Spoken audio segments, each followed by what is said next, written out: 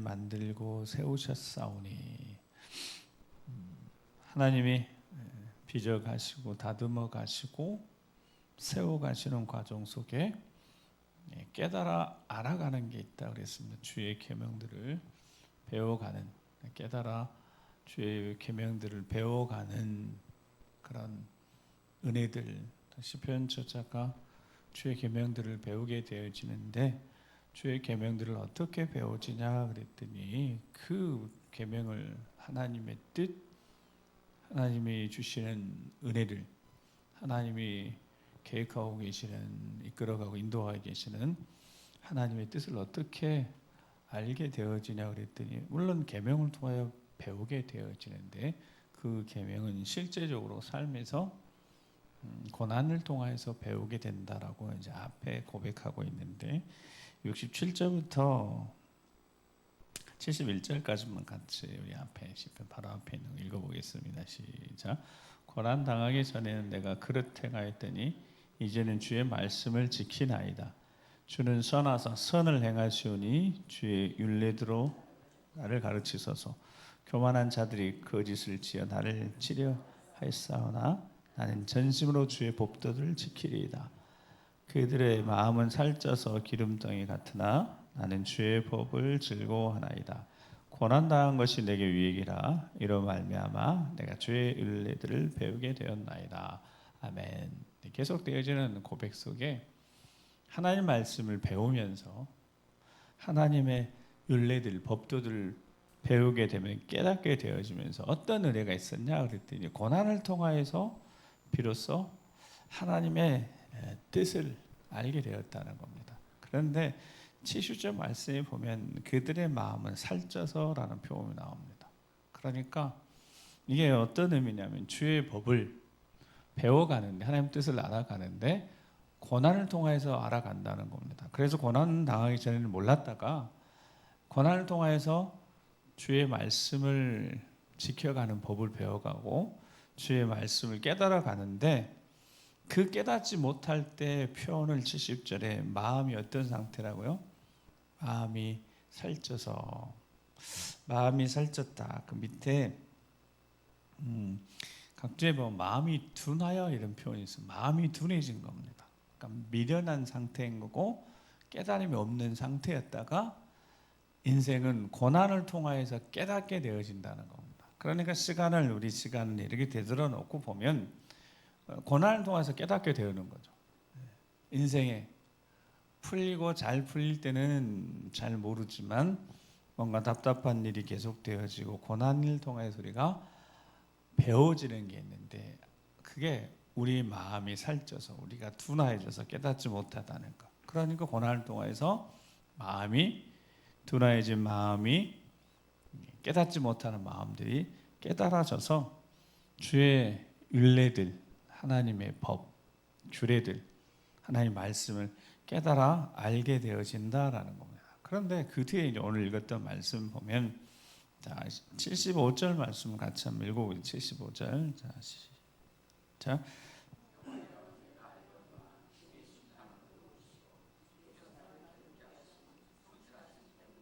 아멘. 자, 그렇게 해서 알아가는, 고난을 통해서 하나님을 알아가고 하나님 뜻을 알아가고 배워가고 익혀가고 깨달아가고 성숙해가고 이런 과정들, 그게 다 연단의 과정이지 않겠습니까? 근데 하나님이 그 연단의 과정을 통해서 하나님 뜻을 알게 하시는 이 과정 속에 75절에 뭐라고 고백하고 있냐면, 이제 알게 되어지는 건데, 알거니와 주의 심판은 당연히 우러오신 거죠.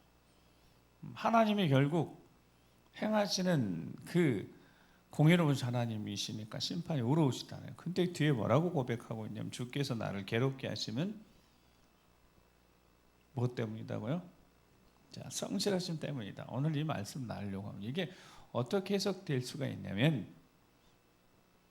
나를 괴롭게 하심이, 왜 괴롭게 하시겠어요? 아직 둔하니까, 아직 마음이 살쪄 있으니까, 아직 충분히 깨닫지 못하면 괴롭게 하시겠죠. 자, 괴롭게 하시면 어떤 증거라고요? 주께서 나를 붙들고 계시다는 증거다는 겁니다. 주께서 나를, 그 성실하심이 나를 붙들고 계신 증거다는 거예요. 다윗의 경우도 그렇고 수많은 믿음의 사람들이 발자취를 성경의 근거에서 보고 또 우리 주변의 믿음의 선배님들 보고 또 우리 삶을 잠깐만 되돌아봐도 저 말씀 그대로 딱 고백할 수밖에 없는 거죠. 우리 인생에 뭔가 괴로움이 있다는 거. 편하면 좋겠는데 뭔가 불편하고 이렇게 뭔가 해결이 잘 됐으면 좋겠는데 덮여 있고 보이지 않고 답답하고 이런 상황들은 어떤 증거라고요? 주의 성실하심이 나와 함께 하시는 주의 능력에서 나를 붙들고 계시다는 증거라는 겁니다. 고난이 유익이 될 수밖에 없는 것은 그 고난 자체가 유익이 아니라 고난을 통하여서 얻어지는 알미라는 것, 그 다음에 성숙함, 그 다음에 이것들이 삶의 자리에서 나타나는 어떤 열매들, 그렇게 되어졌을 때 깨달아지는 것이 있는데 그때서부터 이제 알게 되어지면서 76절 보면 이제 기도가 바뀐다는 거. 구하오니 기도가 바뀌어야 된다는 겁니다. 기도가 뭔가를 해달라고 하고 내가 해야 될 일 하지 않고 하나님 앞에 다 떠맡기는 식으로 하나님 해주시옵소서. 하나님 이거 다 해주시옵소서. 이런 기도가 아니라 저보다 여호와니시 기도의 소리 기도하는 이 기도의 자리에서 우리 기도는 기도가 바뀌어야 된다는 겁니다.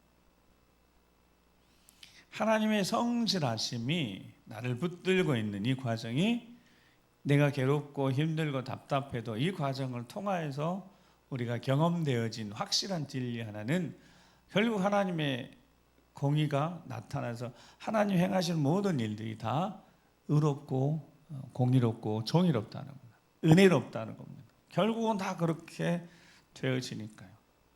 그래서 구하는 기도가 달라져야 되는데 시편 기자가 구하는 것들을 보면 자 76절 말씀 같이 읽어보겠습니다. 76절 시작.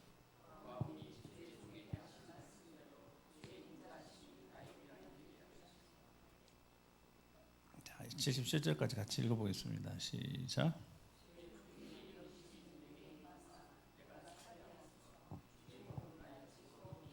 아멘. 자, 76절 말씀에 보면 자, 기도가 바뀌는데 어떻게 바뀌냐면 자, 고난이 어떤 증거라고요? 주의 성실하심이 증거이고 주께서 나를 붙들고 계심의 증거다. 고난, 어떤 괴로움 이런 종류가 인생에 싹 사라지면 좋겠지만 고난이 사라지고 뭔가 우리 인생에 이런 어려움이 사라지는 것은 어쩌면 영적으로는 이게 훨씬 불안한 상태인 거죠. 근데 고난이 있고 힘듦이 있고 기도할 수밖에 없는 상황 속에 우리가 있다는 것은 주의 성실하심이 나를 붙들고 주의 신실하심이 나를 붙들고 주에서 나를 붙들고 계신다라는 것을 우리가 알게 되어지는 게 영적인 통찰력인 거죠. 통찰력. 깨달아 알아지는 보이는 것이 전부가 아니라 보이지 않아도 통찰할 수 있는 꿰뚫어 볼 수 있는 인생을 꿰뚫어 볼 수 있는 좀처럼 세상 사람들이 보이는 것이 전부인 사람들은 알 수 없는 근데 우리는 꿰뚫어 볼 수 있다는 거죠. 내 인생에 답답한 이것들이 그래서 옆에서 누군가가 무슨 말을 해도 흔들리지 않는 거예요. 그런데 이 통찰이 없으면 흔들리는 겁니다. 우리 옆길을 계속 수요일날 보고 있는 것처럼 옆에 친구들이 계속 욥을 옆에서 치는 겁니다. 잡고 흔드는 거죠. 네 상황과 형편을 봐봐. 네 상황과 형편, 네 답답함, 실패 이런 일들이 결국 네가 지금 잘못되고 네 죄 때문이라는 거. 그래서 욥을 무너뜨리려고 하고 있지 않습니까? 근데 반대로 하면 고난은 욥을 더욱더 견고히 하고 있었습니다. 흔들리는 욥을 더 강하게 하고 있었습니다. 고난이 해석되어지기 시작해 그 고난이 연단이었다는 것을 해석이 딱 되어지는 순간부터 평안이 찾아왔으니까요. 자, 구하오나 주의 종에게 말씀하신 대로 주의 인자하심이 나의 뭐가 되고 위안. 그대로 고난 그대로 있고 핍박 그대로 있고 환난 그대로 있고 질병 그대로 있고 고통 그대로 있는데도 어떤 은혜가 있어요? 평안이라는 위안이 인자하심이 결국은 하나님의 손이 어떻게 하실 것이니까 모든 것들을 하나님이 다 심판하셔서 정리하실 것이니까 하나님의 자녀들은 세워주실 것이고 원수들은 다 멸해 주실 것이니까 결국은 승리할 터이니까 기도가 바뀌는 겁니다. 고난이 제거되는 게 아니라 이 고난 속에서 하나님 영광을 바라보고 주께 주시는 평안 가운데 낙심하고 좌절하지 않게 하시고 계속해서 전진하게 해주시옵소서. 이런 종류 기도가 바뀌는 거죠. 그가 뭐 울면서 고난 사라지고 이것들이 없어지고 막 이렇게 이런 게 아니라 고난 속에서 빛날 수 있는, 고난 속에서 강해질 수 있는, 그러니까 이 기도의 자리가 얼마나 소중한 자리이겠습니까? 자, 77절 또 보면 주의 국률이 여기심이 어떻게? 주의 국률이 여기심 내게 임하사 그랬습니다. 국률이 여기심 내게 임하사 내가 살게 하소서. 주의 법은 나의 즐거움입니다. 이렇게 고백하게 되어지는, 그렇게 구하게 되어지는 국률이 여기심. 여러분, 국률 구할 것이 하나밖에 없습니다. 국률이 여기심. 뭐 우리가 바랄고 소망한 게 뭐가 있겠습니까? 국률이 여겨주시라고. 주의 국률이 여기심이 내게 임하여서 내가 살게 하소서. 보이는 뭐 어떤 걸 구할 이유가 없습니다. 그저 하나님 품 안에 위로받고 평안 가운데 국률이 여겨주셔서 어떻게 해요? 내가 살고 주의 법이 내 즐거움이에요. 더욱더 주의 법을 사모하게 해주시라고. 더 주님을 사랑하고 저 주님께도 가까이 갈 수 있도록 기도한 이 기도, 우리가 하나님 앞에 드릴 수 있는 가장 아름다운 기도가 아니겠습니까? 그래서 인자하심을 구하고 긍휼하심을 구해서 위안과 평안이 얻도록 기도할 때 하나님이 약속하신 대로 하나님 반드시 도우십니다. 어떻게 도우시냐면 시편 103편 13절 14절 말씀 같이 한번, 시편 103편 13절 14절 말씀 자 같이 읽겠습니다. 시작. 아버지가 자식을 긍휼히 여김같이 여호와께서는 자기를 경외하는 자를 긍휼히 여기시나니 이는 그가 우리의 체질을 아시며 우리가 단지 먼지뿐임을 기억하심이로다. 아멘. 하나님이 처음 만드셨을 때 이게 뭘로 만드는지 하나님은 기억하고 계시잖아요. 이게 체질적으로 먼지인 거고 약하고 연약할 수밖에 없다는 거. 그러니까 하나님이 긍휼히 여기실 수밖에 없습니다. 우리를 존재를 아니까, 우리가 어떤 존재인지 아니까. 그러니까 하나님이 우리에게 주시는 은혜가 뭐냐면 이 긍휼히 여기심. 그래서 긍휼히 여기심을 위해서 기도해야 합니다. 교만하지 않도록. 하나님 교만하지 않게 하시고 나를 긍휼히 여겨주시옵소서. 그렇게 기도할 때 하나님이 우리 체질을 아시고 먼지뿐을 아시니까 긍휼히 여겨주실 줄 믿습니다.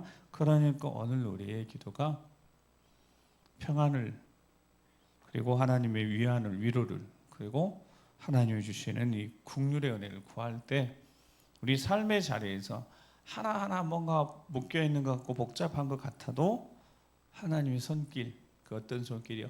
성실하심이, 신실하심이, 쉬지 않고 일하심이, 그 열매가 나타나서 하나님 은혜로 모든 것이 합력의 선을 이루어서 감사하게 되는 은혜가 있을 줄 믿습니다. 자, 그리고 마지막 세 번째 79절 말씀을 같이 한번 읽고 79절 시작. 주를 경외하는 자들이 내게 돌아오게 하소서. 그리하시면 그들이 주의 증거를 알리다. 아멘. 거기 기도 속에 하나 보니까 주의 경외하는 자들 내게 돌아오게 하소서. 그리하시면 그들이 나와 함께 어떤 것들을, 주의 증거들, 주의 영광을. 자, 같이 한번 앞에 같이 읽겠습니다. 시작. 너는 내게 부르짖으라. 내가 내게 응답하겠고 주께서 행하신 일을 주의 종들이 나타내시며 주의 영광을 그들의 자손에게 나타내셔서. 아멘. 자, 주를 경외하는 자들, 우리는 당연히 주를 경외하는 자들과 함께 해야 되고 그들과 함께 걸어야 합니다. 주를 경외하는 자들이 돌아와서 내 곁에 함께 해달라고 기도해야 돼요. 기도의 용사들 함께하고, 우리 늘 기도하지만 내 가족들 주위에 정말 하나님 경외하는 자를 붙여주시라고. 이런 기도 얼마나 중요한 기도입니까?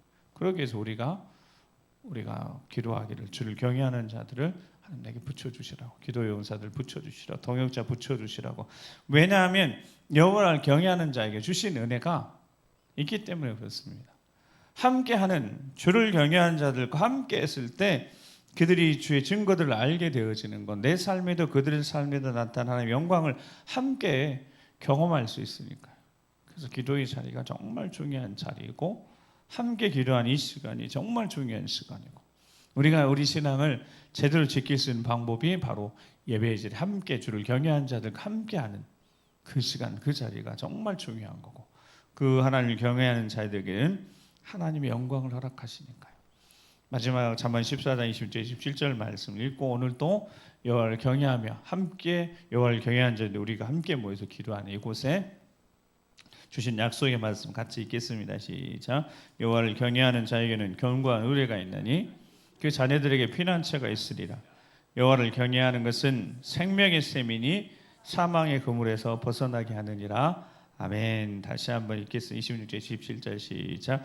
여호와를 경외하는 자에게는 견고한 의뢰가 있나니 그 자녀들에게 피난처가 있으리라. 여호와를 경외하는 것은 생명의 셈이니 사망의 그물에서 벗어나게 하느니라. 아멘. 우리의 기도 하나님 앞에 우리의 형편 사항들 이거 해결해 달라고 기도하기 전에 신실하게 우리의 괴로움 가운데 여전히 하나님의 신실하신 성실하심이 함께하고 계시기 때문에 고난, 괴로움 이것이 보이는 게 전부가 아니라 이 고난을 통하여서 하나님이 일하고 계심이 나타난 증거라는 걸 깨달았다면 고난이 우리에게 주신 유익이 있다면 그것이 바로 하나님 더 깊이 알아가는 것이라면 오늘도 이 자리에 기도한 이 자리에 하나님의 평안이 임하고 인자하심으로 긍휼히 여기심을 우리가 받고 그 긍휼히 여기심을 가지고 하나님 앞에 또 다음 대에 나아가서 주를 경외하는 자에게 주시는 약속들 우리도 안전하고 평안하지만 자녀들도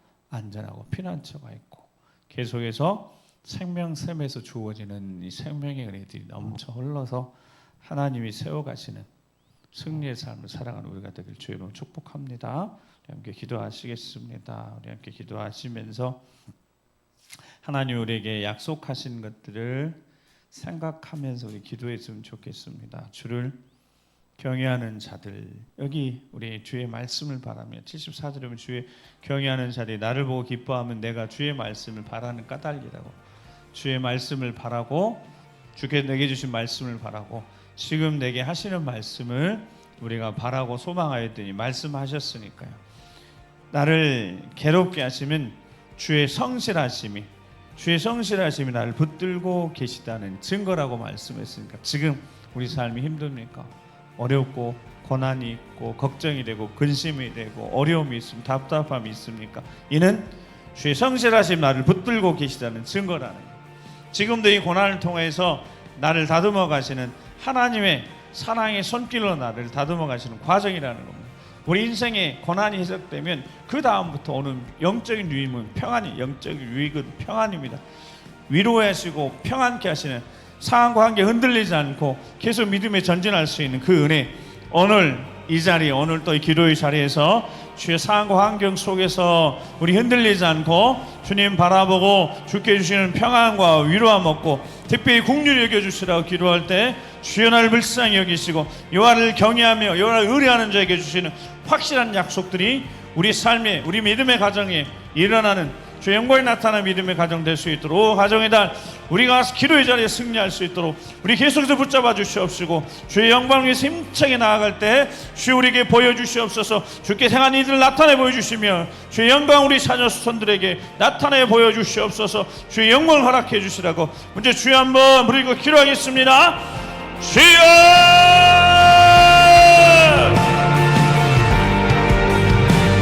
고난을 통하여서 우리 인생의 답답한 시간들을 통하여서 우리 삶에 다가오는 답답함, 고난들, 힘든 이 세상의 두려움, 염려, 근심, 걱정할 수 없는 말씀의 그 상황 속에서 주여 이 어려움이 나 인생의 어려움이 주의